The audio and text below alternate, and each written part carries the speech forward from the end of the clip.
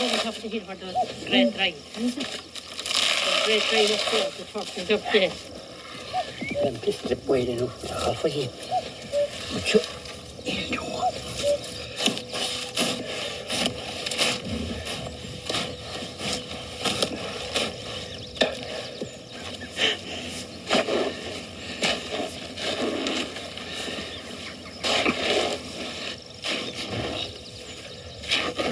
a little bit. Have it raised.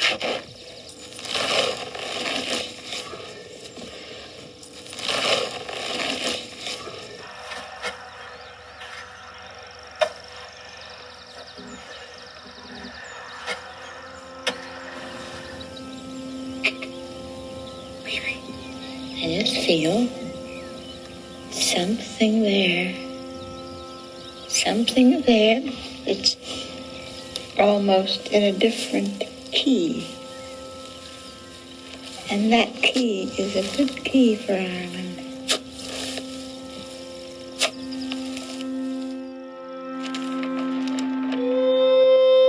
You can't go into a country and say you're going to write the pictures in a key. You can't do that. But you discover that key later on. One should really use the camera as though tomorrow you'd be stricken blind. To live a visual life is an enormous undertaking, practically unattainable. But when the great photographs are produced, it will be down that road. I have only touched it, just touched it. She was a grand person, tell you the truth, you know that. She used to come out the country, then taking photos, you see. And she chanced to be passing the cross, and I suppose she turned up to the house here, do you see her? And I used to be coming, I'd come down against her there, and I'd meet her there, and she'd put down her camera in the road, and she used to pull this thing over it. Which I didn't know what was it, you see, but I'd stand for her forever. She'd have it covered, you know. She'd have it covered off with this, you know. And she looking through it. So I'd take my photo and she'd go way up into my mother and she'd sit down above. Then and they'd be talking away at the tube. You remember Nora Keneally? I enjoy thinking about that. Yes, sir. It's Nora. It was 91 years when she died. She died in 1990. It was 91 years. It was taken in 1954. And that was taken in 1954. His father was after dying at that time. You see, sitting down. She's awful forlorn looking there. There. And this is the same house it was taken in. That's the one, the same house where you are there now. It hasn't changed a bit. No. That's it, and they had church there, you see. Church there, and there's Francie Hinchy, and there's a crowd of them going Tommy to mass. Holland, all dressed up. My mother is there. There's your Nora Harton is there. Nora Harton, Margie Brogan, all dead and buried. Mary Holland, sure. Yeah. And that's Mary Harton. Yeah, and there is John Rourke. Mary Harton there with her bicycle cycling home. There is Mary Cord. Oh, Mary Harton again. Again. Go on, turn again. And that's yourself there, my friend. Yeah. That's the millionaire himself. I was young that time.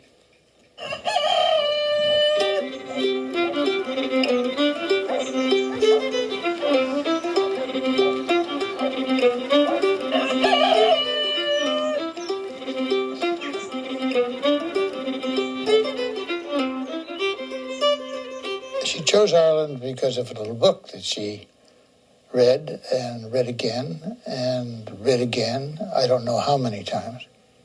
That little book became a beacon for her.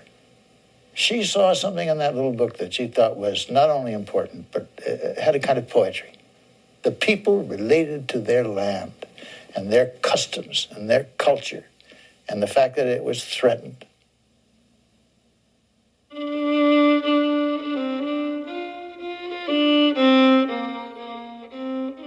There was a direct link in relationship, my mother thought, between the life that was described in that book and what she had photographed in this country.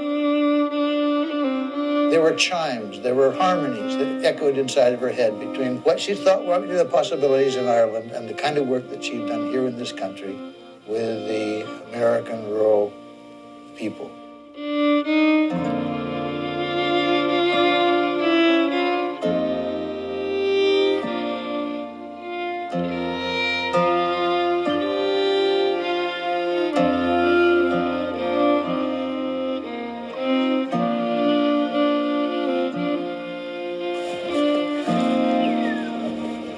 I can remember that day very well. That was the position, and that was her position above,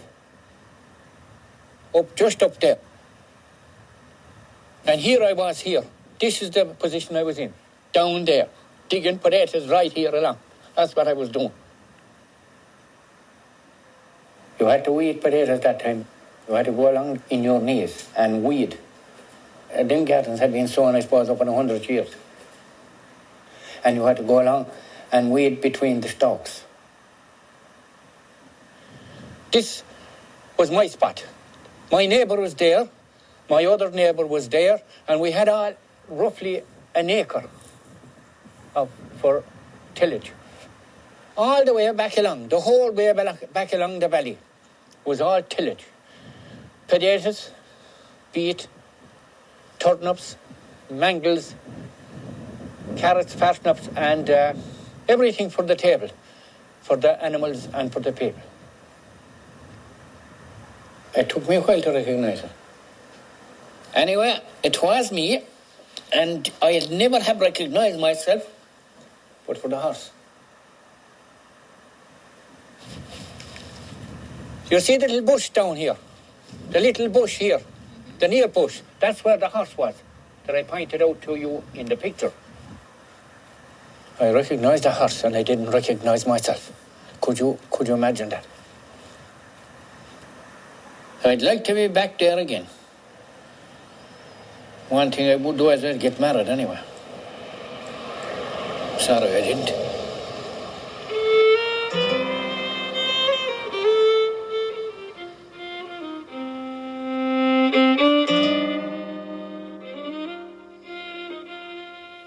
You remember the person with this box, and of course we had no camera, like in a lot of houses had no camera, but I remember she having this square, sort of a thing like we thought, like a lantern, like an old lantern, but of course it was the camera. But look at me. That's me. Honest to God. I'd be a lot like Mikey. What can I say about Mikey? He was a man in a million. That's Mikey, my uncle, Mikey Flanagan.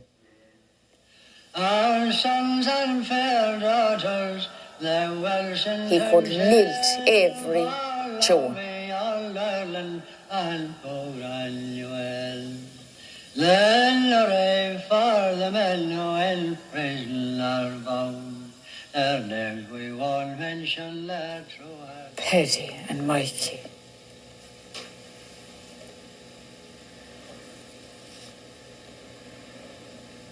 Paddy and Mikey and the bags.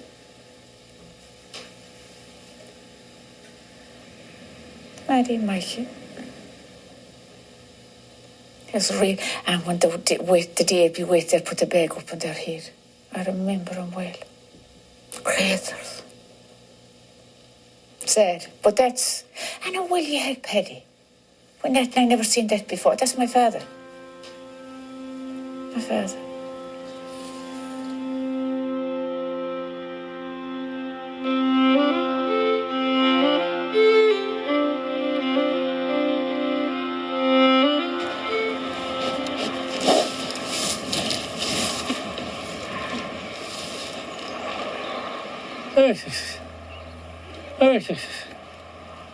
on, lads, come on. Come on. I calling them. It's a language we give them. Suk is calling the calf. A nice one.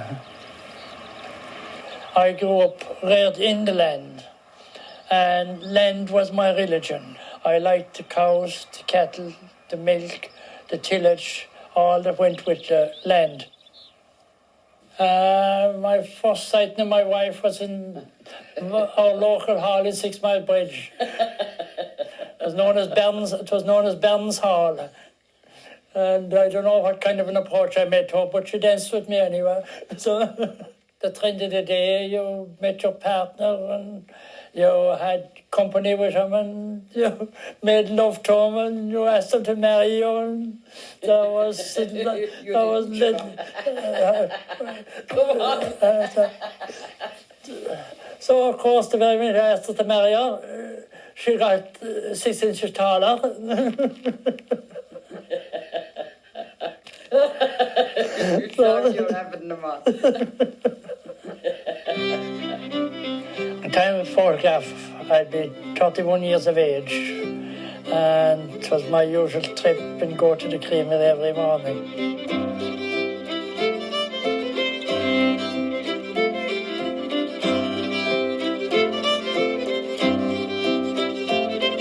So you'd have different people coming along at the creamery, and all the pony cars were lined up along.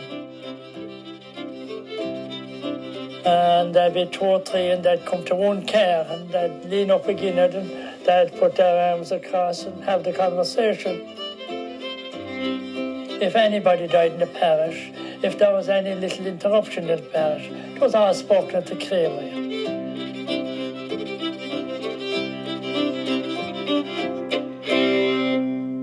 I was 21 years, that's it. I was happy. If there was a hurling match, that'd be talked about. Or minding somebody else's business and not your own. You had all the chats and all the news of what was happening around you. What your neighbours was doing and who was going out at who and who wasn't and who wasn't that doing.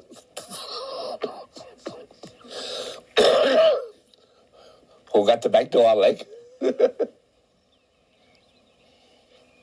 When I look at the photograph of my father, I see one hell of a fighter. My original reaction was one of utter disbelief, because I had actually never seen my father standing straight. My father was injured in 1963.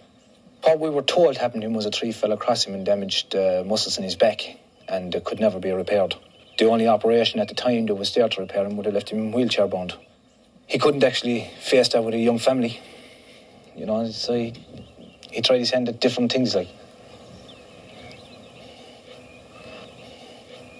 When I looked at it, I said, yeah, that's him, right down to the way he holds the cigarette, and it's so funny, I was told I looked like him at that stage, that we were alike at that stage, but I can't see any resemblance at all. He was a lot taller than I was anyhow for a start, and a lot of better build. I hope that I have half his drive and half his strength. It'll take me through life.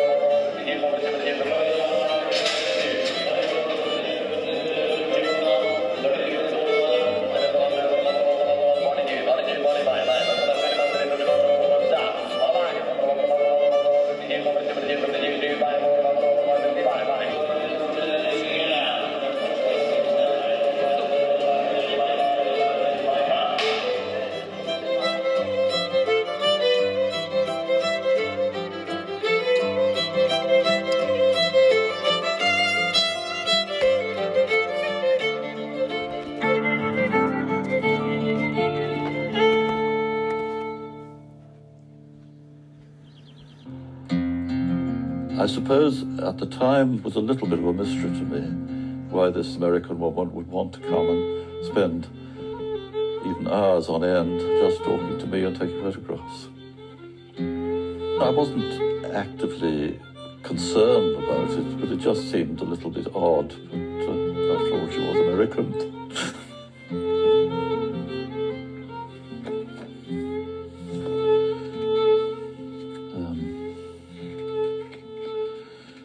That jacket, in my grandfather's day, we used to have some sheep up on the hill, and he had cloth made from the wool of the sheep. And there's a photograph of a Mrs. Devitt outside up with the hair, or she used to spin so she would have spun the wool that made that jacket. It gradually got holes in it. And there was a couple of winters my eldest brother spent a lot of time with me here. Mm-hmm. And one of the things we were asking what we did in the winter, he used to get a darning needle and darn holes in clothes.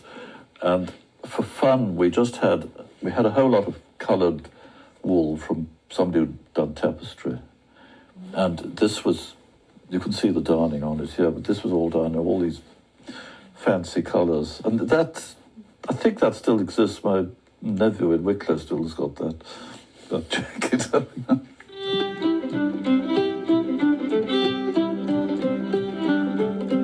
In 1954, I was young. I'd taken over the family farm. I had masses of energy.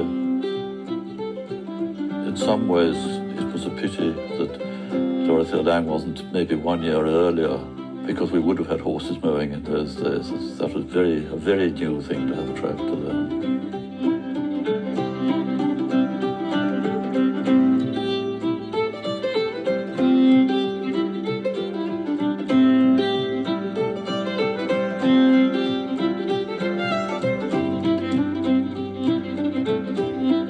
At the height of the haymaking season, I would be cutting hay up till 11 o'clock at night, and sometimes again at 6 o'clock in the morning.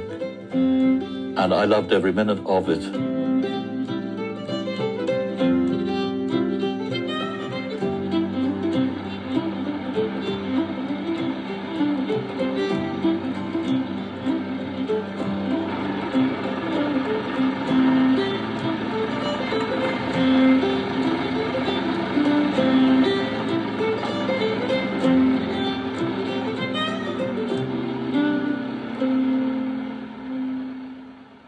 When you look at that photograph now and look at me now, like, isn't there's a big difference, isn't there? Years have gone by.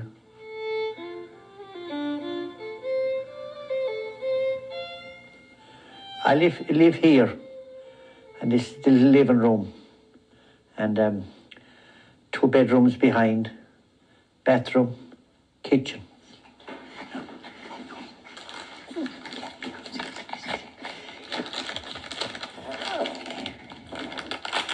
I've got 3 dogs. They're my family. I'm a bachelor, and they means as much to me as anything in this world. When you hurt my dog, you hurt me. It's as simple as that. I wouldn't change, like, if I was starting out life in the morning again, for the way I started out that many years ago, I think I'd start the same way again. What I mean, I like farming was tough in them times, you know what I mean? But with the way they're modernised now, I'd still go back to farming again, like working in a farm. To think of Christmas morning, you go out there to the shed to milk the cows, Christmas morning, like, it was something special. You brought out what they call an old storm lamp with you. And you held it there, there was no electricity. And the candle was too dangerous to blow out anyhow. So you held this old storm lamp there while the cows would be milked, or else you hung it off the ceiling. You know, and that brings back memory. You know, it was very rare to get a bit of, you wouldn't have any turkey, like. You know what I mean? You know, just very, very wealthy people that had a turkey. But it's Christmas every day now. It makes no difference. This is the thing about it. You know, you can have turkey any day of the week, and you couldn't at that time.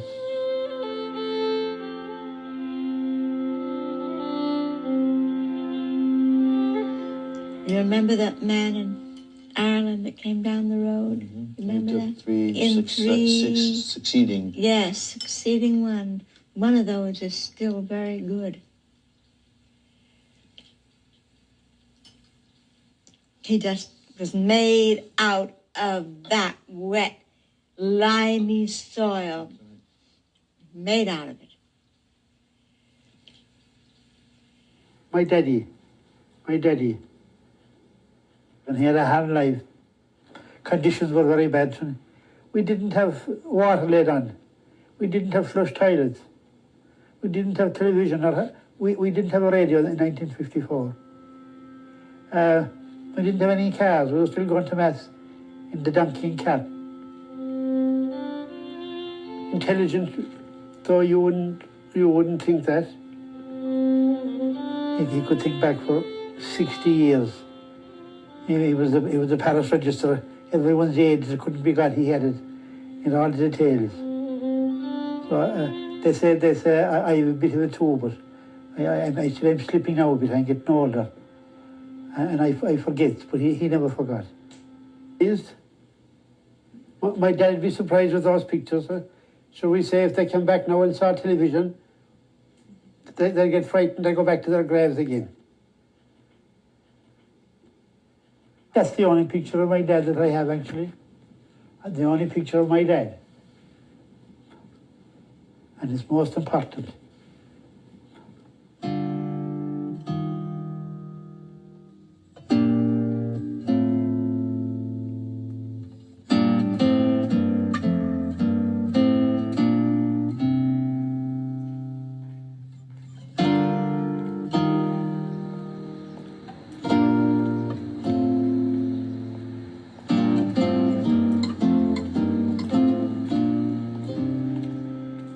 The nights were long, there was no television that time.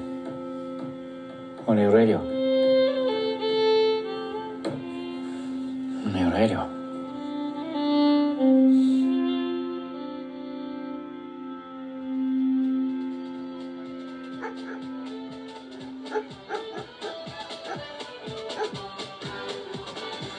I met a few Borons, you know, you have seen and heard the Borons. I met a few of them, and you play them with one stick. Didn't work. I heard the Piper's band. And the minute I heard the Piper's band and heard this snare drum, you know, the snare drum, that got me going. And I took off from there.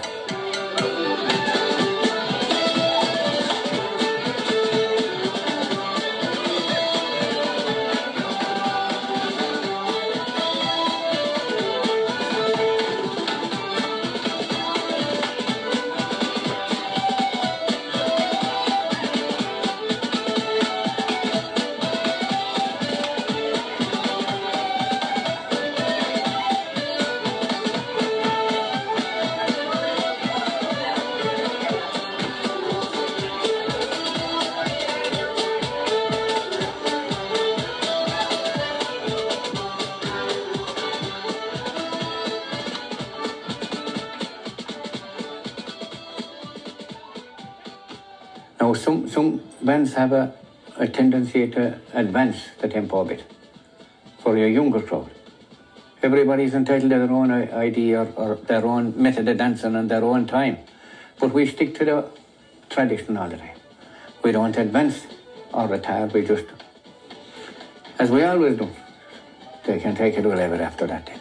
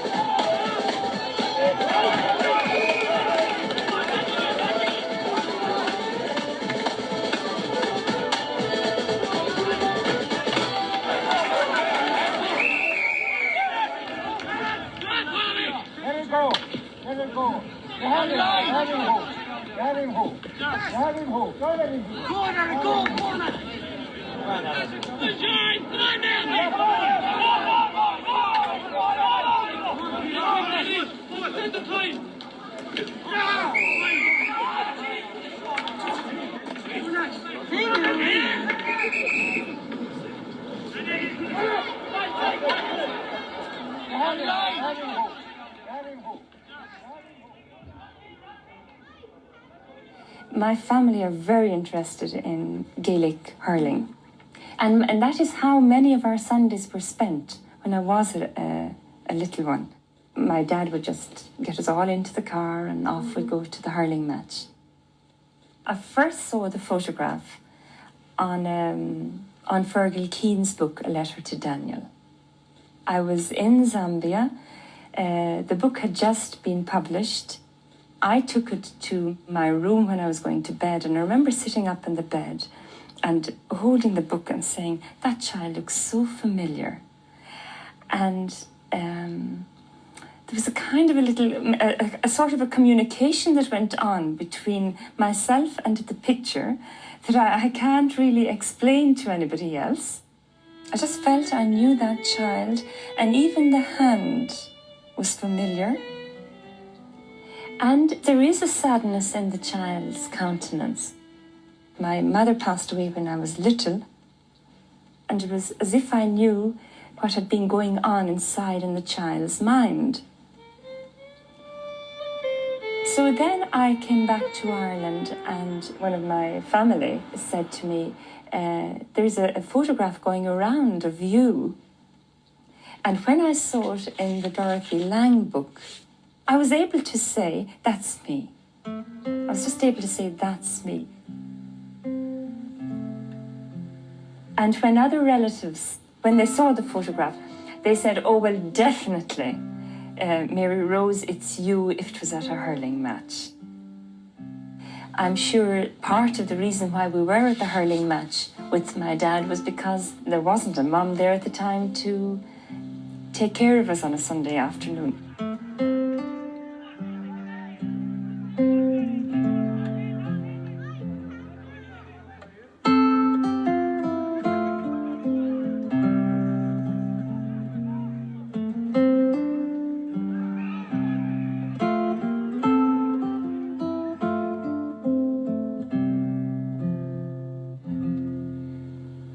Now, you get your square image in there, and you focus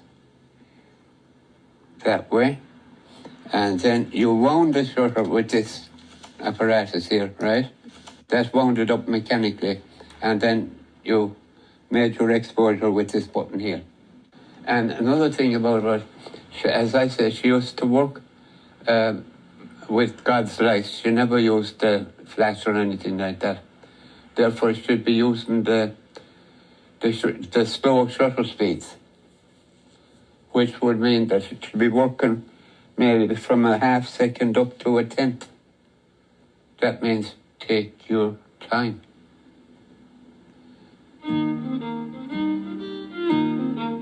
She could meet people very quickly, make friends, and be inside the door while you'd be closing the door of the car. You know, she would make instant friends. She would go approach the door and she'd have a little chat with them, and very soon she would be inside and having maybe a cup of tea. She was in before you could say Jack Robinson.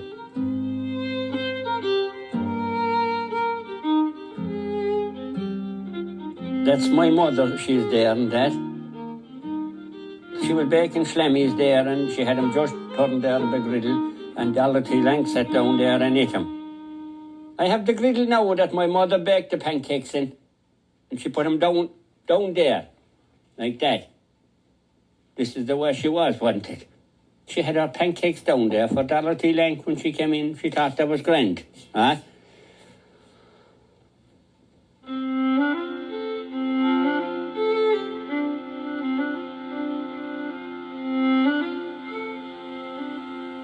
When you go back, look at the proofs, You look at them after a few years, it's like taking your pictures twice.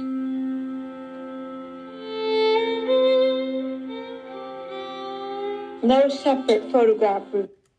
The things that are around the one that you pick. What you did just before.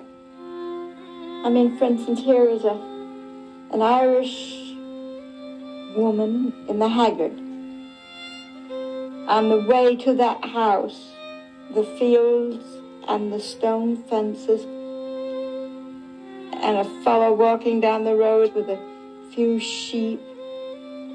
And then I photographed some of the thorn bushes that I'd never seen before. And then I encountered this woman, young woman, in her muddy Haggard. After that, I did a good landscape. I think a good landscape. Well, anyway, as I look at that, it all comes over me like a flood, you know, visual flood.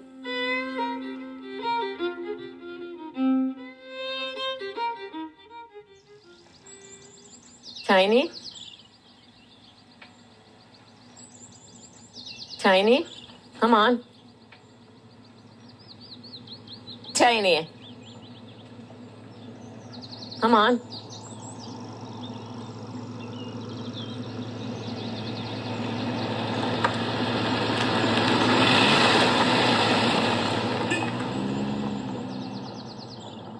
Tiny?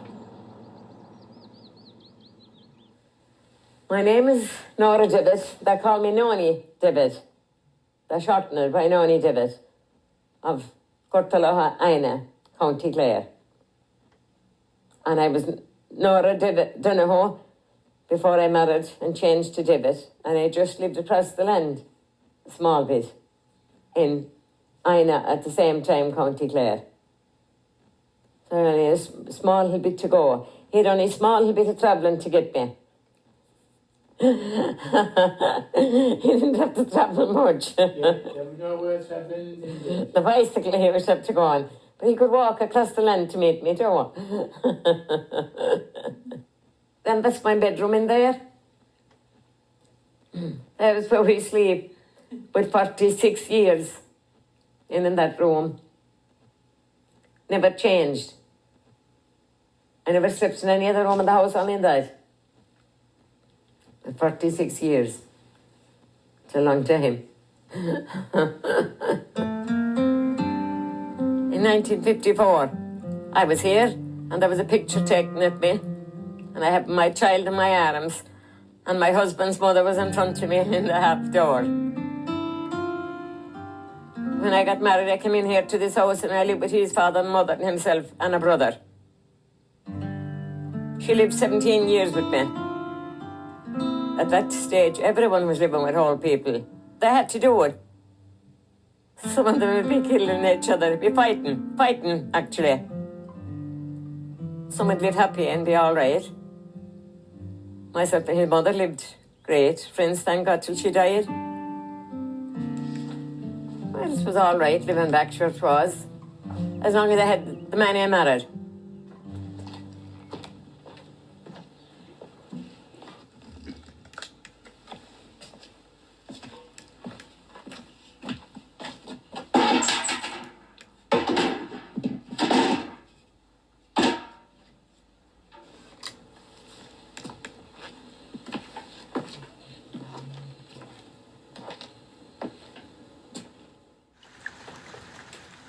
I particularly didn't like being photographed because I thought I had very large cauliflower ears.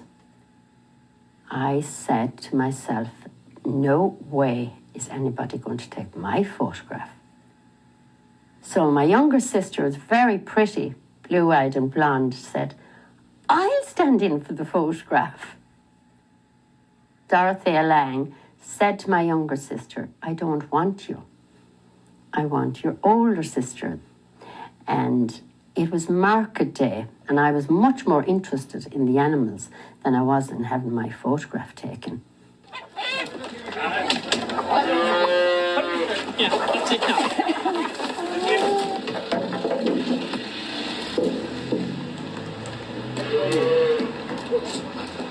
Well, that's...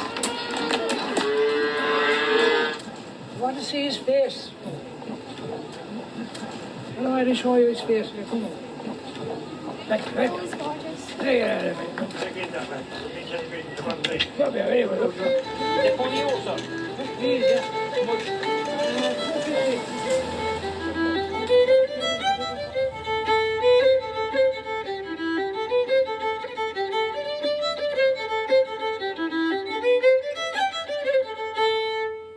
There's a boy there with some sheep, and he has a most wonderful expression on his funny little Irish face.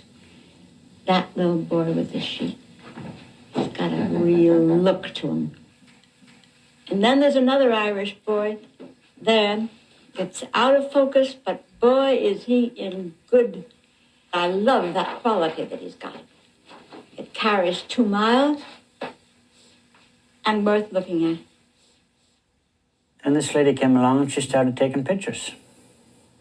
Well, she came up to me and she asked if I wouldn't mind if she took my picture, and I said, no problem.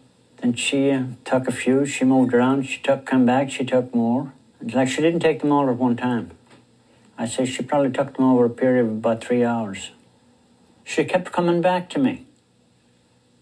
I was either 13 or 14, I'm not sure which. Typical market day in Ennis in 1954, you had just about everything there. You name it, you had it there. Oh, you had every kind of smells. From cow manure to horse manure and everything else. I know I wasn't really dressed to be taken for pictures. I was supposed to be working out on the farm. It must have been the first or second time I ever had my picture taken.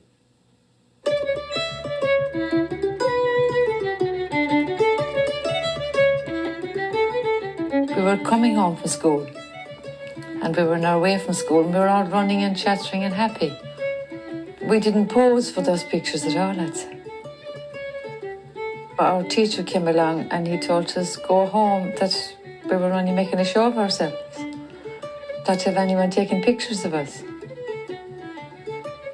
We had a lot of fun, but yet we were afraid of the teacher. You know, we weren't very relaxed at school.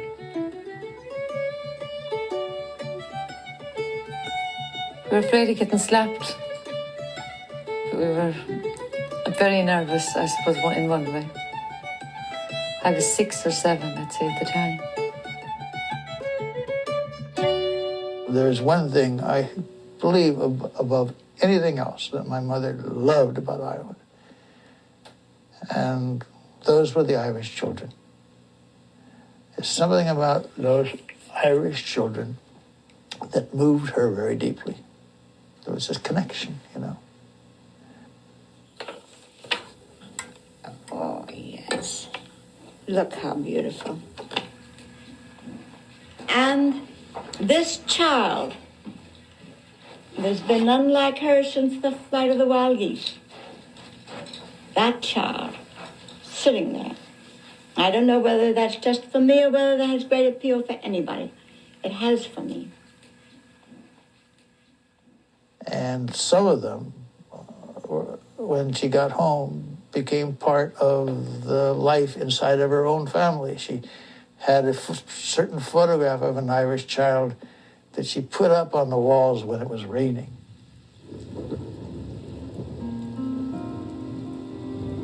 It was just a picture of a girl standing in the rain and with a little hood on her head, looking straight into the camera with a little half smile on her face, as though somewhere behind the clouds in that rain the sun was about to come out and there was going to be a rainbow. I mean, there was a rainbow waiting to occur. My sister had passed away a year after that photograph being taken. She was 15, I was 10, 11, and it was very hard. I was the last one of our own family to see her alive. I remember when she got sick and they sent for the doctor for her after the first night, and he didn't seem to make a whole lot of it, and they had to send in. She was vomiting all that night, and they sent again, and he took her in the following day in his own car, and Mikey and myself went to see her on our bicycles into the Ennis Hospital, and that was on Sunday. And Sunday night we got the account at 4 o'clock in the morning that she was dead.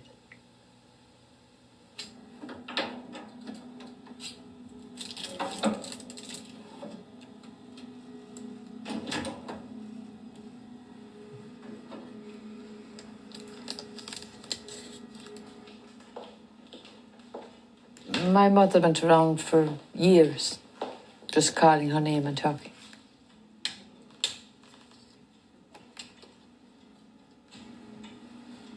If it happened today and the crying that went on at home, we would have to definitely got counselling.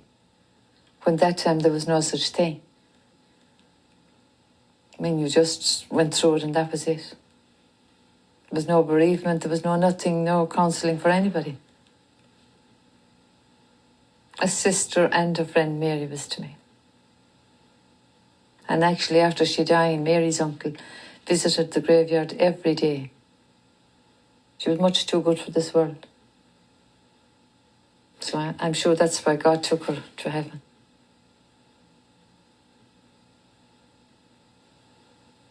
"10 years ago, I got her death certificate to find out what she died of. It was from a burst appendix. So there was nothing they could do in them days because we weren't as modern.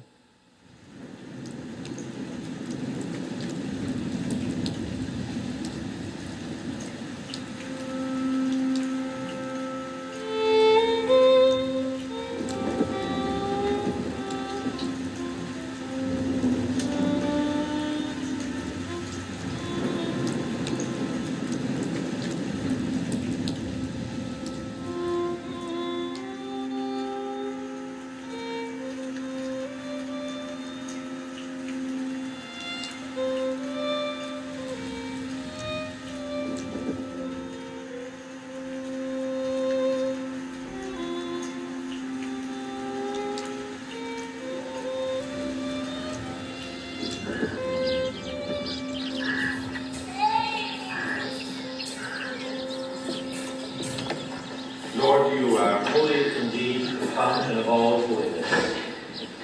Let your Spirit come upon these guests to make them holy. Make us grow in love together with John Paul, our Pope, our Bishop Willie, and all the clergy and people. Remember our brothers and sisters who are gone to lay rest in the hope of Christ. Bring them and all your kind into the light of your presence. Have mercy on us all. Make us worthy to share eternal life with Mary, the Virgin Mother of God, with the apostles, and with all the saints who have done your will throughout the ages. May we praise you in union with them and give you glory through your Son, Jesus Christ.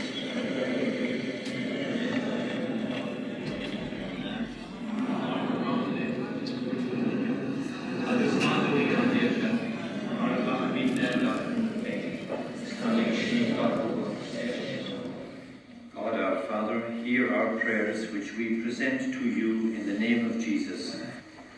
We ask you, Jesus, to bless our priests, especially our priests here in the parish. Jesus, bless them for all they do to lead us through the love of God, our Father. Lord, hear us. Lord, hear us. We ask you, God our Father, to bless our parents on this happy day. For the love they give to their children, we pray that each family here present may grow in grace and peace. Lord, hear us.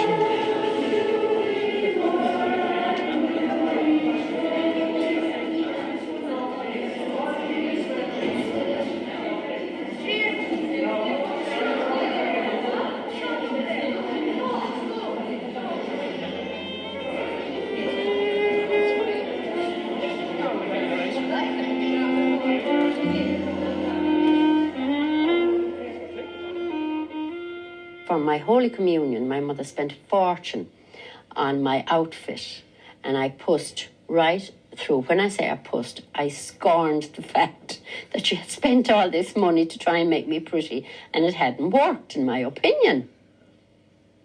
I think Dorothea saw a youngster who was angry.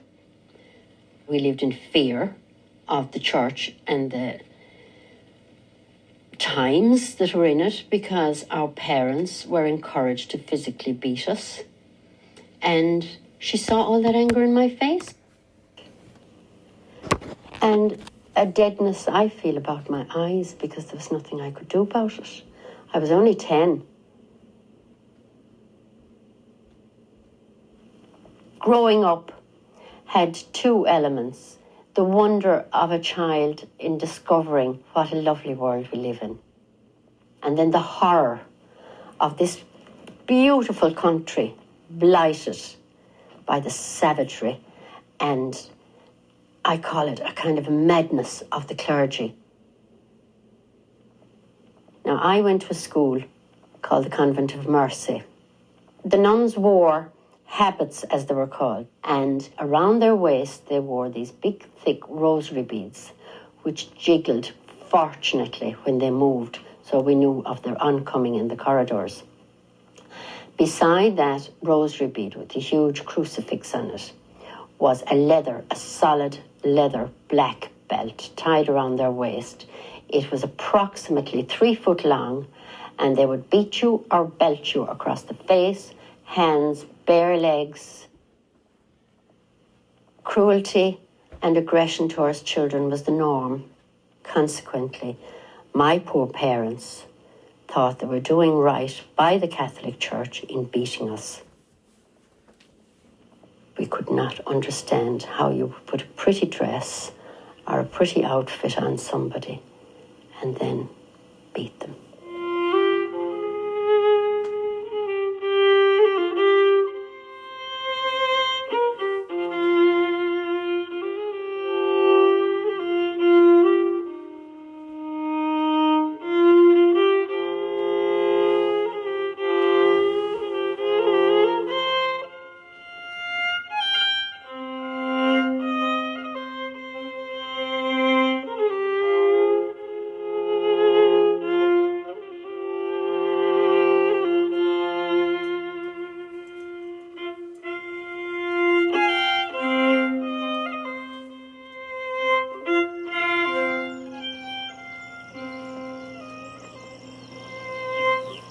Mount Kellan. It's there where I came from, Mount Kellan, that hill with the fog over it. It was in that farm that Dorothea Lange took the photos of my parents and my brother and my sisters there. My name is Sean Holland, and I grew up here in Mount Kellan in County Clare.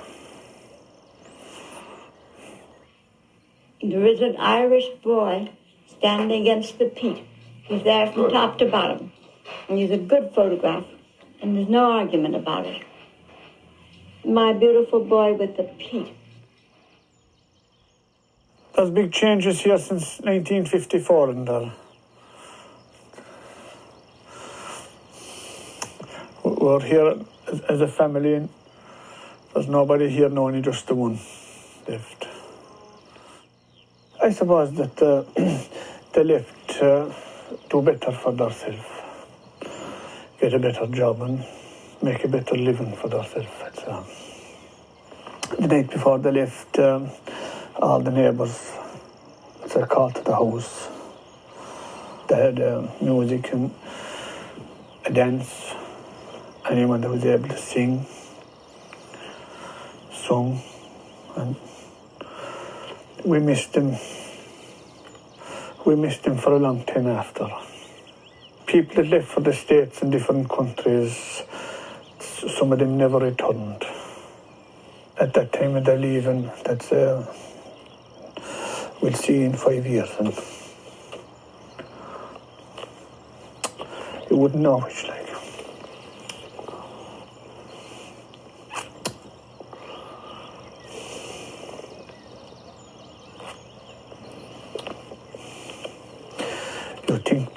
mightn't ever see them again, like, you know.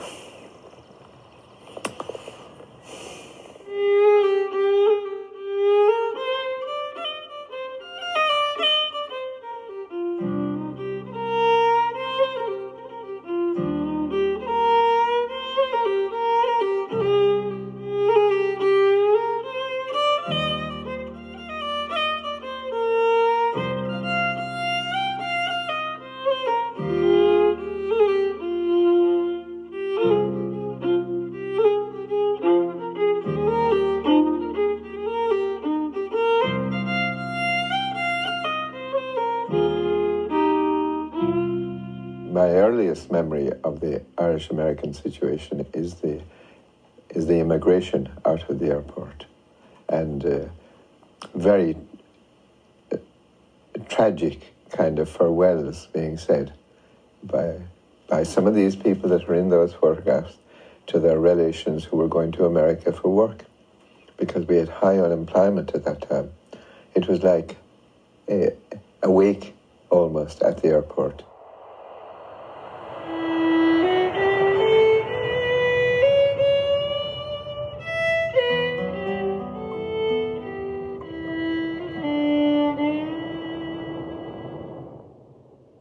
I was about 14 or 15 when I set my sights to go to America. I came over here, I had a heavy suit and coat, and must have been 100 degrees, and I was soaked the minute I got off of that plane. I left there in 1958. I was just 18. Most everybody had to emigrate. You either went to England, Australia, or to the United States. The day I left, it was pouring, rain. What else is new? My parents, I'd say, were, yes, they were lonely, because they didn't know when they would see me again. And they didn't see me for 10 years. When I came back, there were 3 more kids there. I'd say if I'd stayed in Ireland, it would have been a tough life. I probably would have spent a lot of my time out of work. That was the reason I wanted to get out of there, get something where I could make a life for myself. I got a wife and 4 very good kids, and I can't complain.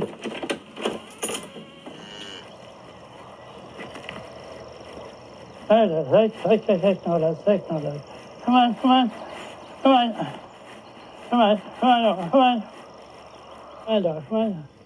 In 1967, I felt that I hadn't quite enough money here to live off the land. So I took a job as a porter in Shannon International Hotel at that time. I didn't stop farming, I kept the farming going. And I had my 2 cows here and my calves, and I do them in the morning before I cycle to work. I never wore a shoe for the summer going out milking those cows. I loved the joe of the grass in the morning. It was something special in my feet for the day. You know, as a porter in a clearing, you're climbing stairs, you're indoor, and your feet get sore. I've seen people with welts and sore feet and everything. Never happened to me, because I prepared my feet. I walked the joe of the grass in the mornings. It was lovely. It was something special for me. And I'd love to see the fine morning when I'd go out and see the joe in the grass, and to look back and you see all along where you came along with your feet. And you came in, just wiped your feet with a towel, and that felt golden. Crops were up 1.5%, fertilisers up by 1.9%, and energy prices increased by 25.1%. Cattle, sheep and pigs were up by 10.4%. That's it from the farm desk for the moment. Don't forget, coming up very soon, we'll have fieldwork on Clare FM looking at the entire agricultural spectrum. And now with the time... The farm always had problems, even my father, my grandfather and my great-uncle's time, with bad land. Probably the economically sensible thing to do would have been to sell the whole place and to buy a smaller farm where the land would have been better. But with this love of the place I was born on, that was just not an alternative. I spent 20 years trying to improve things, and It took me that 20 years to prove to myself that it's almost impossible, and that is when I got into forestry. Before I started planting in West Clare, here in the west of Ireland, there was virtually no trees at all. We are so close to the sea, there is terrific exposure and salt spray and stuff being blown in, and the conventional European species of trees just don't grow in this climate. And it was only when we found this species, the Sitka spruce from Northwest America, that this afforestation has been able to take place.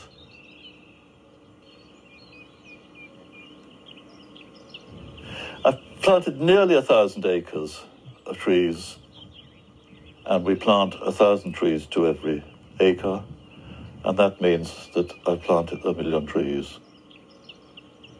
Nearly all those farms across there that have been planted have not been planted by the indigenous owners. They have been bought by institutions, pension funds, etc., which means that we are gradually losing the people who did live for generations in this part of the country. They are moving out and selling up to big business, which I think is a pity.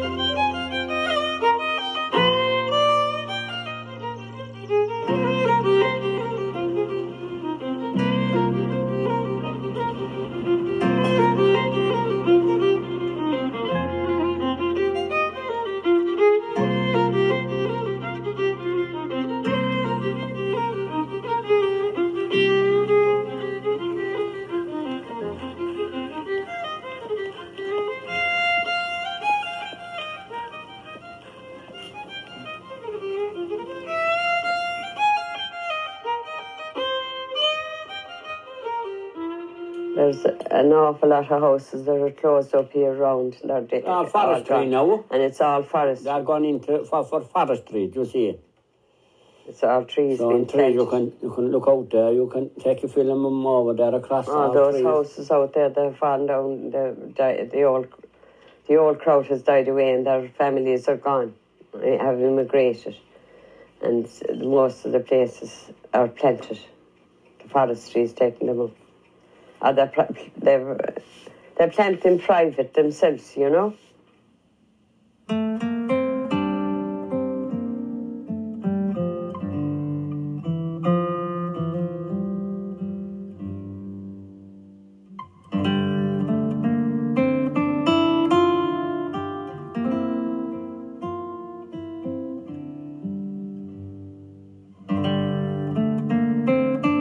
I don't know for a fact that Dorothea already had cancer by the time we went to Ireland, but I think it's probable. She knew that she was in serious trouble. But when she had strength enough to work, she worked without any really visible diminishing of energy.